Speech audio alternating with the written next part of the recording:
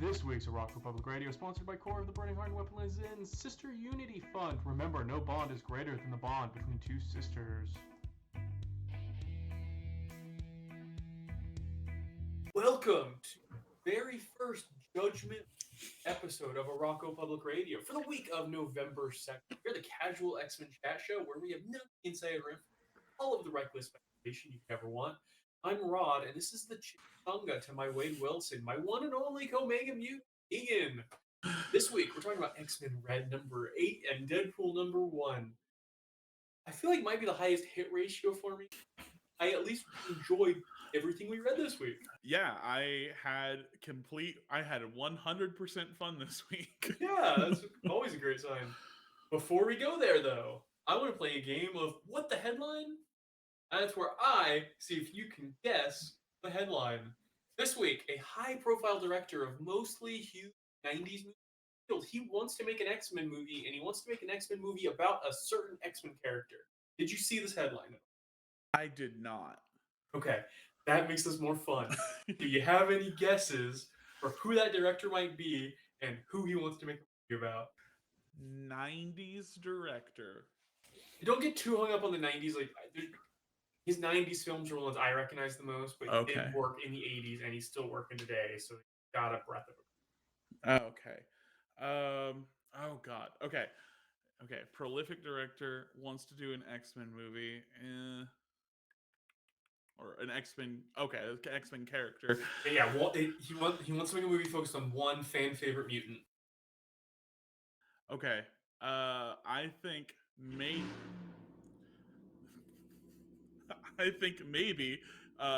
Do you have a motorcycle in your bedroom right now? So that is a Mustang in the parking lot that wakes us up every morning at 5 a.m. There should be like muffler laws. Anyway. Yes. Anyways, back to this. So my guess was going to be, is it Tim Burton with Nightcrawler? Ooh. No, but when we get to question of the week, that might be a good answer for that. No. It's Almost Famous and Vanilla Sky director Cameron Crowe wants to make a Dazzler movie. Specifically wants to cast pop star Dua Lipa as Dazzler. Interesting. Does he have any connections at Marvel to make that happen? It doesn't sound like it, but I thought that was a really interesting fan cast by a pretty huge director. Yeah, a fan cast and a fan job application at the same time. Yeah. Not, you know. And honestly, with his pedigree, I could see him getting to do that at some point. Maybe not as an MCU project, but if they ever expand out into doing one-offs like Fox would have done, I could see it happen. No, absolutely. Thinking of just like, Almost Famous even, or like singles, like, yeah.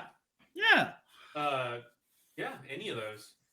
Definitely, he knows his own talents there. Like, I feel like that is, if he was related, a pretty good pull.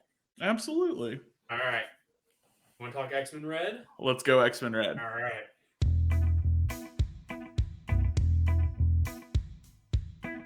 The issue opens with Cable and Cora recruiting weaponless Zen in Gosnell's bar, which is Ewing's Guardians of the Galaxy series. The sisters banter, but Zen agrees to help take down Abigail Brand. We see a diplomatic meeting was called between the Shi'ar and the Kree-Skrull Alliance, with Saul represented by Frenzy and Nova, since Storm couldn't attend. Frenzy tries to lower tensions in the room, but Storm's absence makes things tense. Abigail Brand and Mentalo watch through surveillance in glee.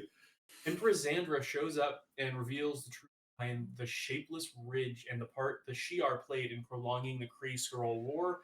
We learned about that in Marauders, but Brand celebrates the fireworks happening. Cable briefs his new and incredibly cool team on Brand's scheming that they uncovered at the end of last issue. Abigail is working with Orbis Stellaris and playing both the Krakoans and Orcus. Her scheme is bigger than any of that and involves stealing some of Cable's techno-organic virus. Manifold's able to use the virus to create a wormhole and jump them to the World Farm.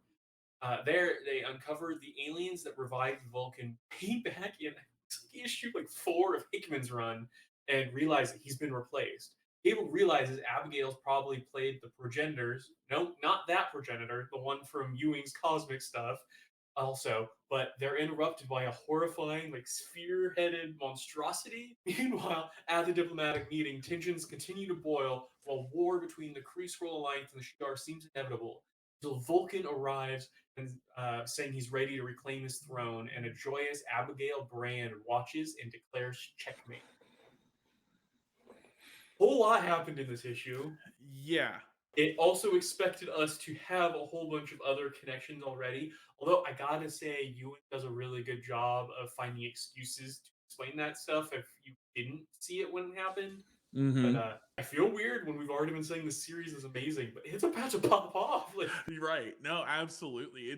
It's cool. I'm excited to see it kind of pop off into its own storyline yeah, outside of the event. Al Ewing is a genius. Oh, absolutely. Like every time I think that Al Ewing can't impress me more, goes and impress me more. Can I my take on Abigail Brand's grand plan? She's literally playing everyone for what's basically the Patriot Act. She's George Bush if he knew how to plan. Like, Yeah. that's her grand scheme is just she wants to be able to see everything always. Do whatever it takes to make that happen. That is absolutely right. That's what she's doing. She's Except she's really, really good at it. And I mhm. can't wait to see Cable end up one step ahead of her anyway. Absolutely. Yeah, it's that I thought of oh, which one is it? Is it Winter Soldier when they're going to do that in the MCU? I can't Yeah. remember. Yeah. Yeah. This isn't freedom, this is fear, same idea. That's exactly what she is fear. Okay, I want to run down that crew that Cable's got going. Cable, his kid, Weaponless Zen, Aura, it's Thunderbird, and Manifold. That's the real X-Force. Yeah, Like, can we legitimately. wrap up Percy's run and give these guys an X-Force book?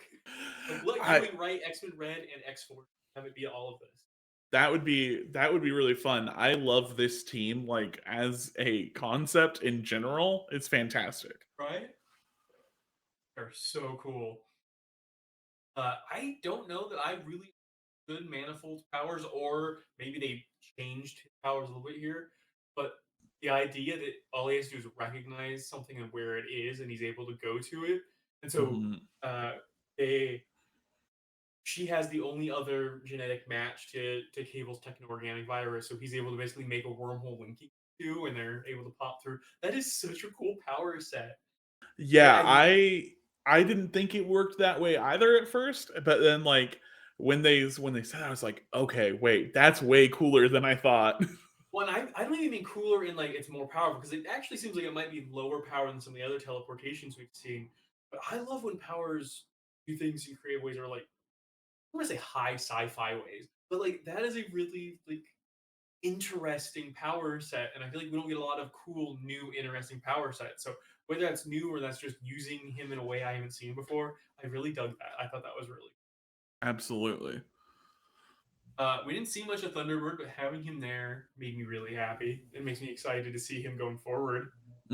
Absolutely. No, that was a treat. Yeah.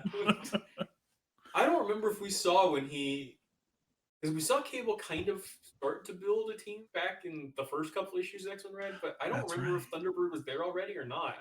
It might have been a surprise this issue. I'm not 100% sure. Yeah, I Either way, I'd forgotten, so it was still a happy surprise. right. Yeah, no, it was a surprise for me either way. If it was there, I don't remember it either. So I have a feeling it might not have been. They hit hard a couple times that like Storm's not here and none of us know, like we can't say where she is. That's the question, right? What is I think on a specific level they say something along the lines of like she's fighting something or waging Yeah, another battle. yeah, I think it's vagary of like, yeah, like you said, waging another battle. So it's not clear if she's fighting another political fight or if she's literally fighting. But Yeah. like with how it was mentioned a few times, and the fact that they made a point of pointing out it was Storm, because why wouldn't it be Lodos there? Shouldn't hmm Lodos be the one that's the diplomat now? So it's gonna come back around. Whatever she's doing is important. And she was hmm on one of the covers of I think it was a variant, but so Oh yeah.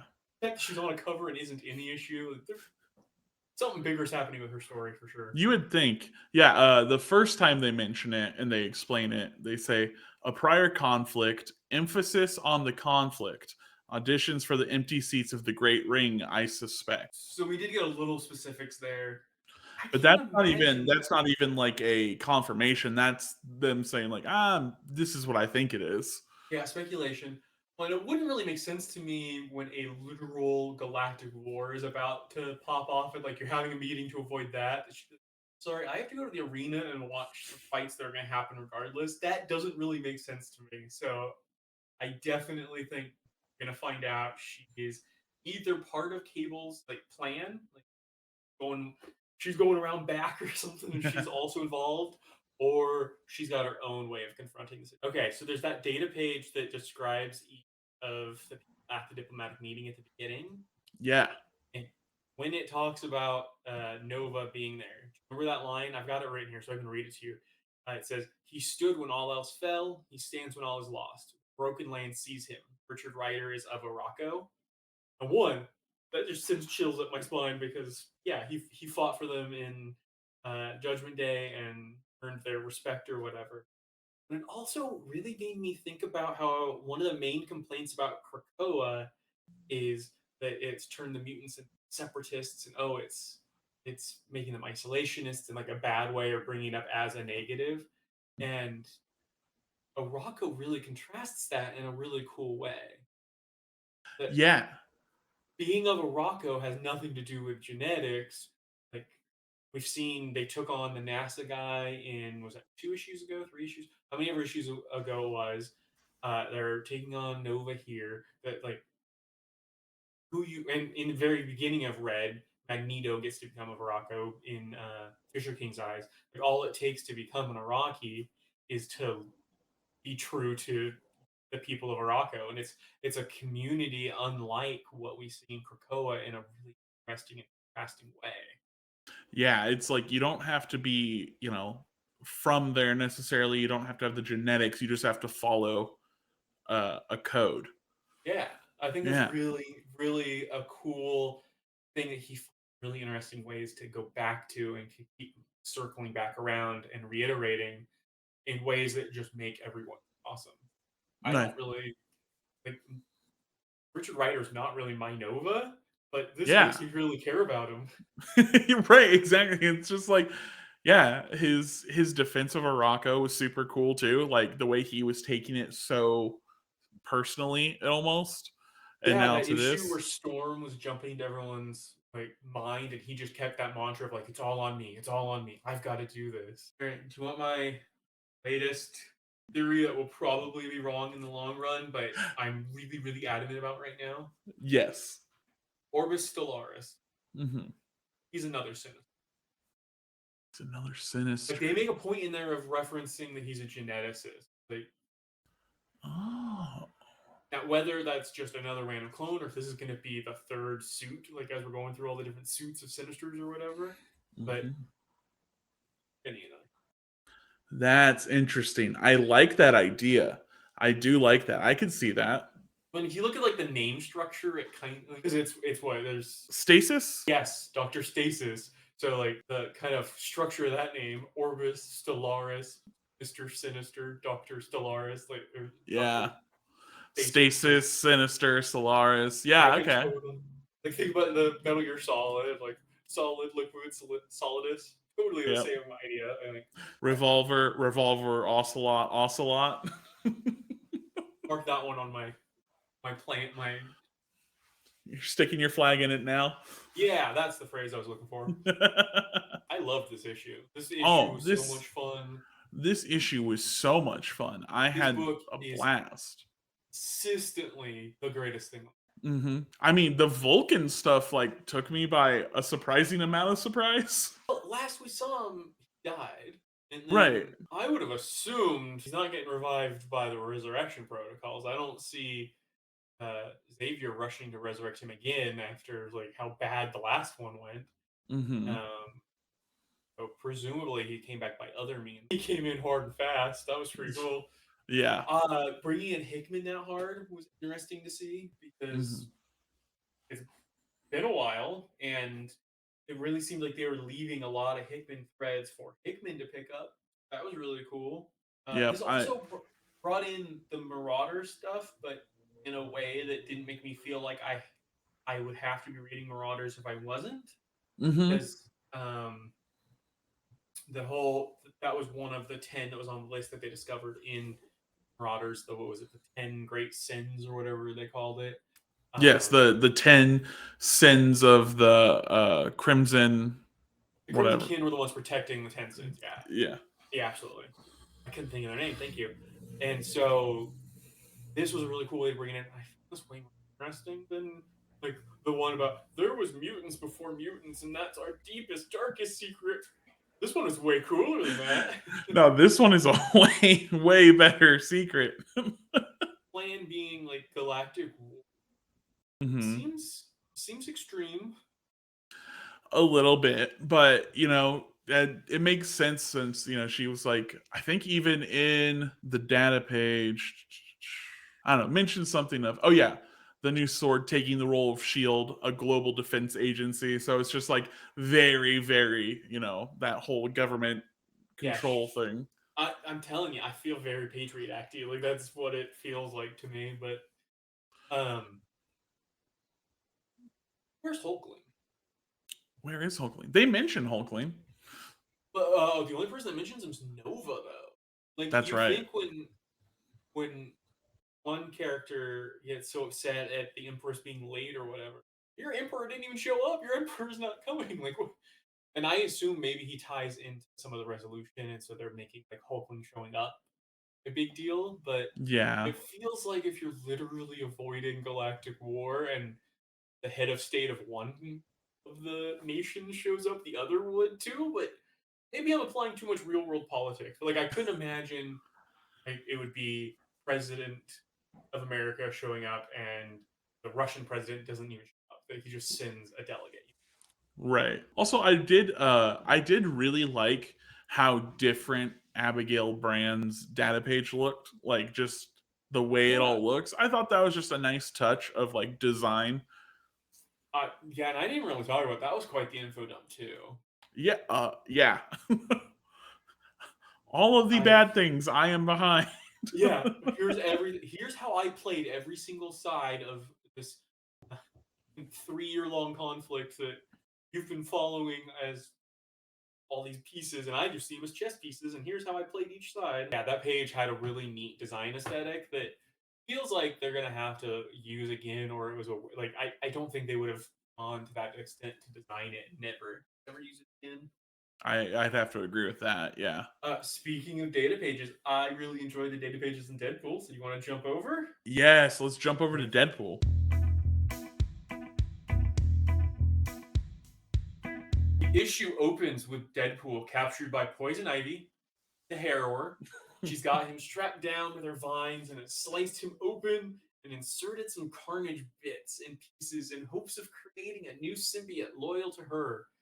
Freaks out, both because, his history of symbiotes and being captured, cut open, not fun, but more importantly, he needs to go kill Doc Ock.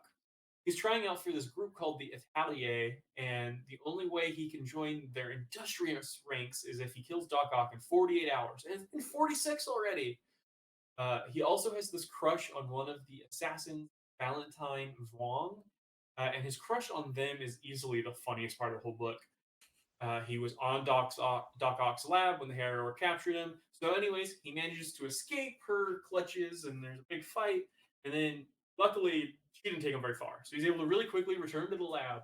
As he confronts Otto, though, he collapses and seemingly goes into labor with the new Carnage. For a first issue, this was really fun. I had a lot of fun with it. Like it was the exact right vibe of Deadpool that I do like. Yeah, she writes him really well. I love they. She does the same thing Percy did, but better, where it's the standard Krakoa data pages, but then he has scribbled over them. Mm-hmm. But his jokes are really funny. Like I enjoy what Deadpool wrote on the various data pages. And then there's a really great one that like I said, is the funniest part, where he's writing all of his possible pickup lines for for Valentine Wong. The single best one, like my line was, "Want to be my inbay?" Like inbay, but that's also the only reference in the entire issue to the character being non-binary, which I think is really cool because a lot of the writers of Deadpool in the past would have just made some insensitive jokes or like, "Oh, pronouns in a Marvel comic," kind of like dumb joke, and then moved on. So seeing not only embracing Deadpool's queerness, but he doesn't even register as something different or unique. That this crush he's got's non-binary, I thought was really cool and shows some growth in how they're treating the character. Absolutely. I appreciate that a lot. Like it didn't go into the mean gross territory that like some older, more toxic Deadpool comics and fans would go for. And it didn't do the whole like making a big deal of it and like being like, look at us, we are being positive and representative and da da da da da. You know, it just was like, hey, this person's non-binary and Deadpool's into them. Well, that "wanna be my inmate" line was like the perfect example. You always hear people like, "Oh, so we can't joke about pronouns," or "Oh, we can't joke about Right. being non-binary." Like that is the perfect example of being able to, yeah, when you're not joking at something, you can make a joke about a concept. Like Right. a It's really like, no. cute, sweet joke. It's like, no, dog, you just have to be funny. Like Yeah. no, I laughed so hard at that I took a picture of that line and sent it to one of my friends and they were like, this is the best. Alyssa Wong can do no wrong in my book. I'm definitely gonna continue reading this. So this is definitely gonna tie into Summer of the Symbiotes, though. So that Oh means there will yeah. be some X-Men in Summer of the Symbiotes. So there's another event we get to cover. Yes. By my count, there is 4 different Carnage or Carnage Children. children. Yeah, well, not even children though, because we've seen True. actual children in the symbiotes. But yeah, like pieces or appendages, or there's at least 4 of them running around. So like, clearly, the Summer of the Symbiotes is going to be a big knockdown brawl between symbiotes at this point. That's true. Because there's what? There's the two in There's Carnage. there's the 2 in Carnage, and is there There's only the 3? I could have sworn there well, were there more. was the one that was in oh gosh. Thor, right? Just recently. Yes, yeah, yeah, That made Hell Near. which was awesome. I love Hellmere. Fantastic. That was very fun. So before this issue, the only Deadpool writer that I have major feelings for, that I absolutely adore, is Joe Kelly. And most recently, he wrote the Spider-Man Deadpool duo book. I really hope this Doc Ock thing leads to lots of Spider-Man in this. Like, I think the Spider-Man Deadpool dynamic is so fun, and I feel like Alyssa is going to be like the only writer other than Kelly that I can immediately trust to write those two in a really fun, compelling way. No, I can agree to that too because like when that dynamic is done well, it's so much fun. Yeah. And I also would just like a book about Peter that I enjoy reading, but that's another story. Um, Next month with Dark Web, we get to get really invested in that again. oh man,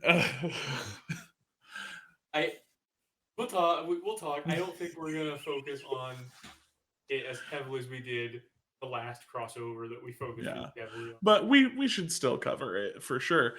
It could be in the around the universe stuff though if we go there. Yeah.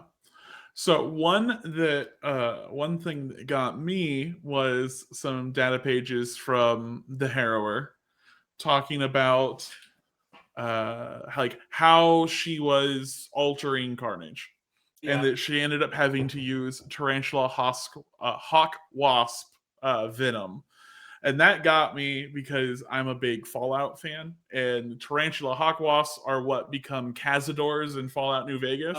Oh. Yes, so Okay. that was fun, and I've been almost attacked by one in real life. So That's really funny. I remember I read that obviously, but that did not click with me. And I love New Vegas, but I never made that connection. That's really funny. hmm I hope that this might be a sign they're going to be using Harrower because it's been around 3 or 4 years now, right? It's been a couple years since it debuted. I mean, I made the joke. She really is a Poison Ivy analog, but she's Oh really yeah. interesting. I love the part in here where she talks about like she just starts listing like, oh, I don't use just one kind of power. I use magic and I use whatever it was, biofusion, and she like lists. Why use one thing? I think there's a lot of potential for her as a villain, or even just I guess if she went to anti-hero, then she would just be a real Poison Ivy ripoff. But as a villain, Right. she's really interesting. Yeah. Oh, I actually, so I had it open directly to that quote, anyways. So, where she's like, spellification, a little biofusion, a little biofission, a little magic. Why limit yourself to just one?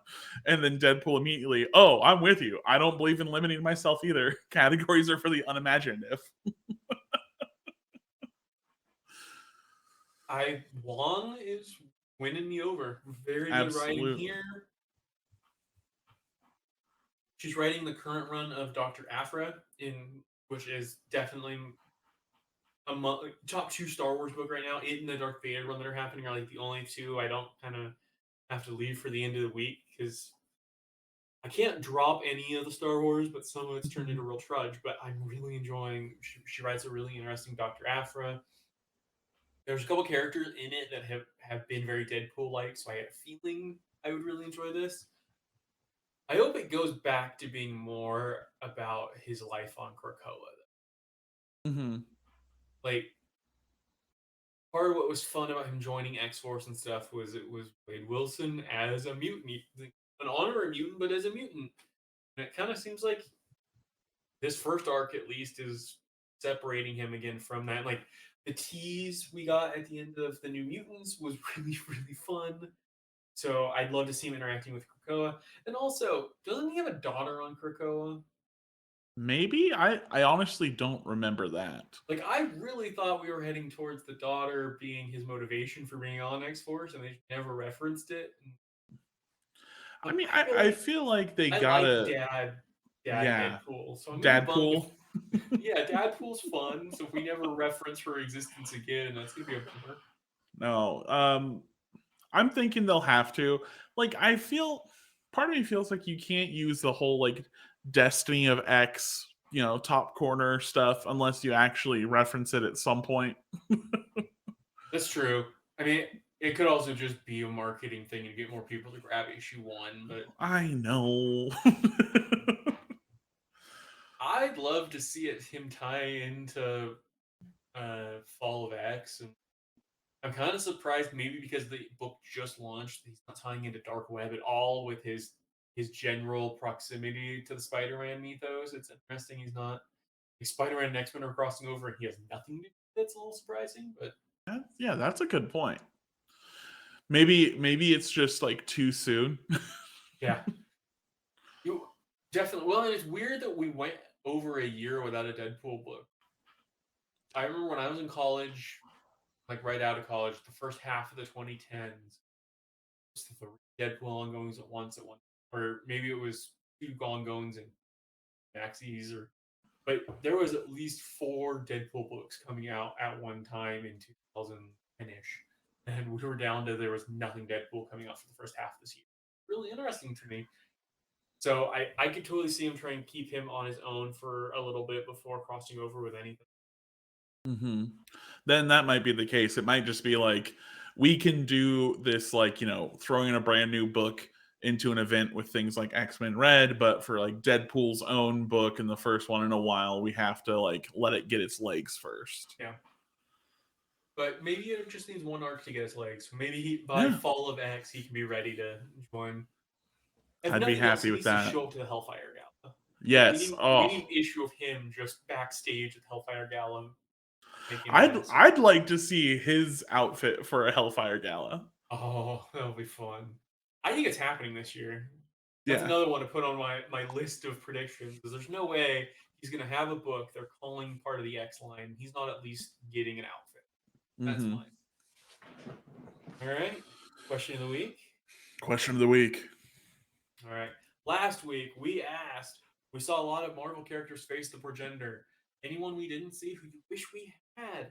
And I our buddy Broken Record was nice messaged me this afternoon with a, "Hey, YouTube just says the episode's gonna premiere 2 days ago," and I went on. Apparently, there was some like authorization issue when it uploaded, so it just premiered like right before we're recording on YouTube. Oh, weird. It's been up on Spotify and like the audio side Hmm.